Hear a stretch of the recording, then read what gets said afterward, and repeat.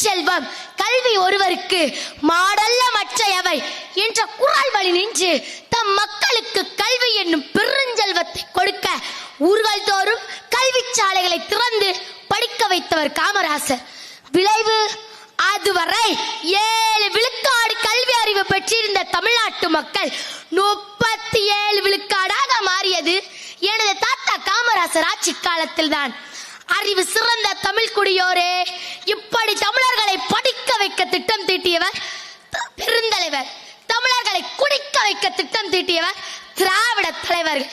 கல்வி வளர்ச்சியை தொடர்ந்து நீரின்றி அமையாது உலகினில் யார் யாருக்கும் வானின்றி அமையாதொழுக்கு என்று வள்ளுவர் மொழி உணர்ந்த காமராசர் ஆற்று நீரை தேக்கி தமிழர் நிலமெங்கும் ஊற்று பெருக்கெடுக்க செய்தார்.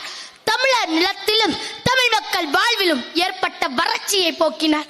வெட்டிய ஏரிகளுக்கும் கட்டிய அணைகளுக்கும் திட்ட மதிப்பீட்டு தொகையும் செலவு தொகையும் அதோடு மீத தொகையும் எழுதி கல்வெட்டு வைத்தது காமராசர் ஆட்சி காலத்தில் மட்டுமே. அப்படி மீதம் வைத்து கட்டி முடிக்கப்பட்ட அணைகளும் நீர்வழி தடங்களும் இன்றும் காலத்தை வென்று கம்பீரமாக காட்சியளிக்கின்றது.